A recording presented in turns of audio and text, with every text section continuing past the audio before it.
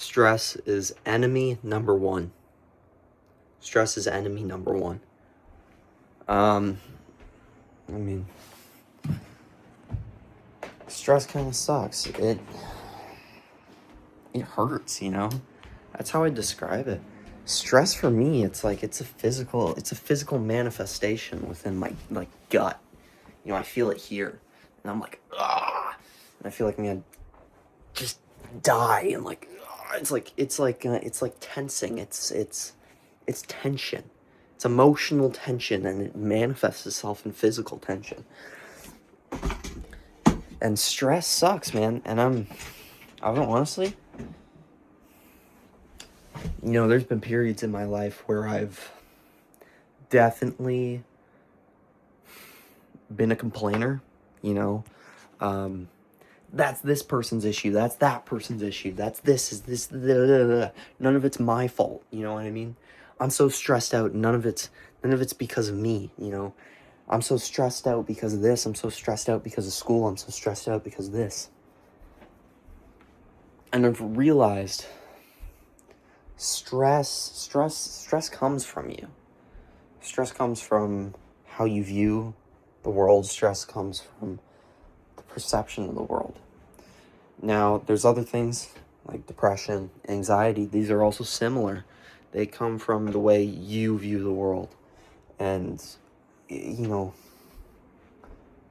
obviously that's exempting people with actual medical conditions of clinical depression or clinical anxiety. But it comes from within us, all right? Yeah, you could say this thing is causing me stress, but really it's how you're viewing it which is causing the stress. Now, where am I going with this? Like I said, for a long time, and even still now, I am stressed out. I am depressive. I am anxious, all right? And I think for a lot of people, if you ask them a lot of people would tell you their main goal in life is to be happy. Not everyone, but, you know, happy, you know, stress-free. And that's the truth. The key to being healthy is being stress-free. The key to not being anxious and depressed is being stress-free, being mindful. And this is where I want to go into talking about mindfulness. Mindfulness is about being mindful about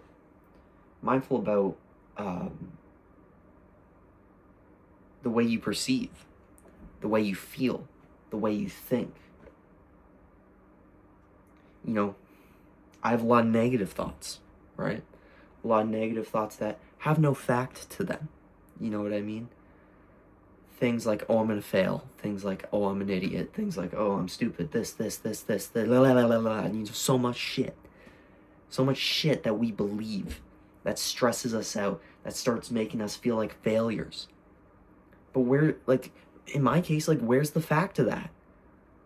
I've never necessarily failed. I fail every day, but I've never, let's say, flunked out of school. But I'm so scared of flunking out of school. But there's no fact to that. I'm that type of person that's going to flunk out of school. There's no fact to that. I'm the person that doesn't work hard and doesn't try. You gotta learn to coexist with these thoughts. You gotta learn to coexist with those stressful, negative, anxiety-inducing thoughts. You can look at them. They're right here. The thoughts come around, boom, boom, boom, boom. You look at it and you go, oh, what's up, thought? And it goes, what's up, Aiden? And you go, how are you doing? This is how I'm doing. And you go, oh, I'm sorry you're feeling that way. But, see you around, you know, and then it goes on with its day. You know, instead of, you know, what's up, thought? And then the thought's like, oh, I'm stressed out, all this shit. And you're like, oh my God. And then it goes into your brain and then you're like dying. So mindfulness is kind of my solution. And I've never felt this good before because I've never felt this good before. You know, I found a few books. If I can grab my books, grab some books I've been reading. Jon Kabat, Zen.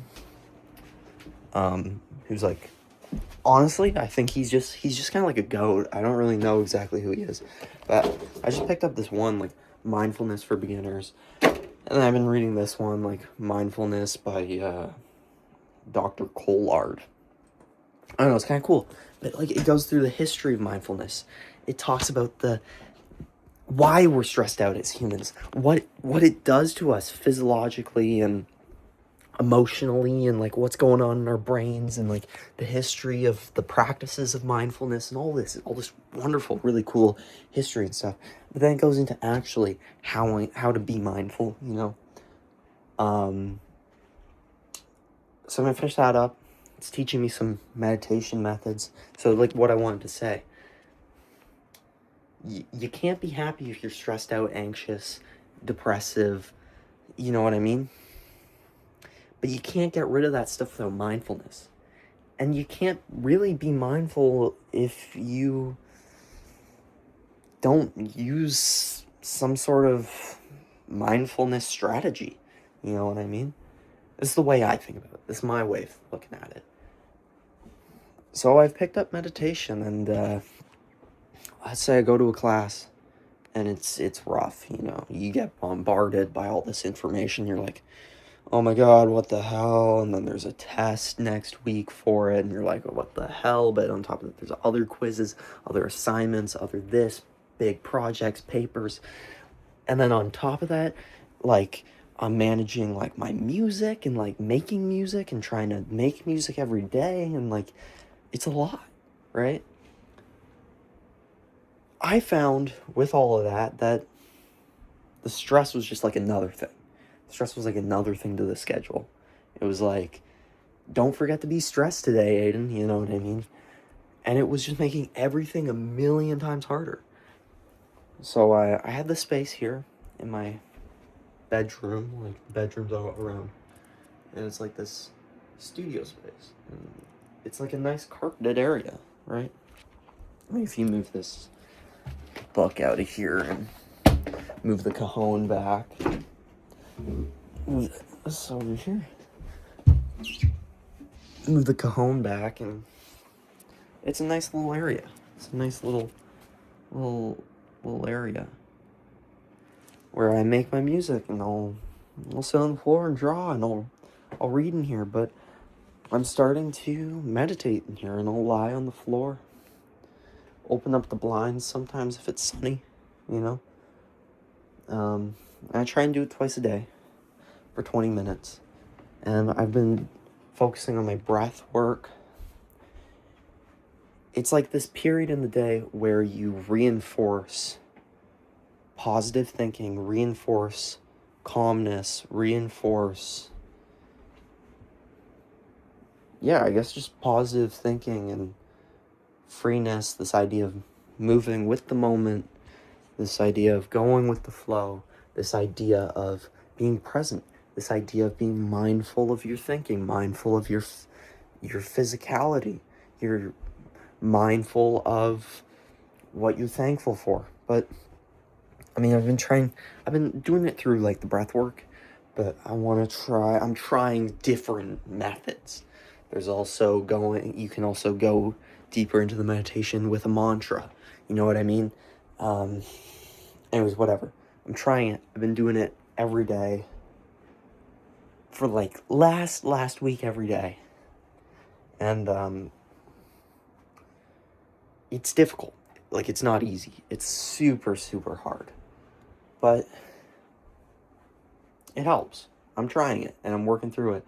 You know, there's a lot of case studies that I've read in these books that I was talking about, where people talk about, like, their world, they went into, they're academics, you know what I mean? This one woman, she went and studied medicine, and, you know, in her past, in her younger years, you know, she was bullied and all that because she had a speech impediment, and it was kind of awkward, and social anxiety, and suffered from, like, that sort of stuff when she was younger.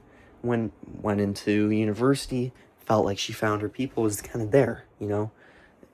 The thing with depression is it's never just, oh, I'm depressed. It's these ups and downs throughout life. You know, I mean, people that deal with mental health, it's always like that. There's ups and downs. anyways, went deeper into academia, got more and more depressed when it started becoming more job focused. You know, there was less friends around, whatever. Went to a depression. Doctor went on, said go on the medication. Medication worked for a bit, and then it stopped working. Felt kind of good, okay. Boom, depression hits again. Medication doesn't work. What are you gonna do? You know what I mean? And then kind of gets better, and then, you know, it's the up and down. Anyway, she had a baby, and her depression all-time low. Went on the medication, but there was side effects. You know, gaining weight, which just reinforced the depression. It made her feel less depressive, but it just made her feel like nothing, like there was no emotion at all. Made her feel like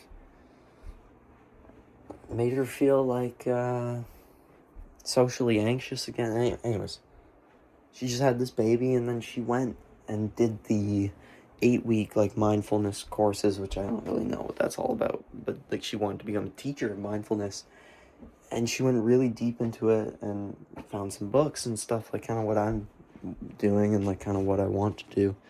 And she said she like figured out life, you know, at age 50. Kind of like cured her depression with the mindfulness, studying mindfulness and meditation. And I'm like, I kind of think like, wow. And there's so many stories of this, you know. Yeah. No, but I don't know. I kind of feel really good at it, or good about it. It's kind of a beautiful thing I feel like I found for myself. Meditation and spirituality, and like I want to go deeper into the mindfulness, and like I want to read more books on Jon Kabat-Zinn and stuff like that. Yeah, but yeah, it's a beautiful day. I guess I don't really have anything more to say on that, but anyone who actually watched this video in full, thank you for watching. I just talk about random stuff on here.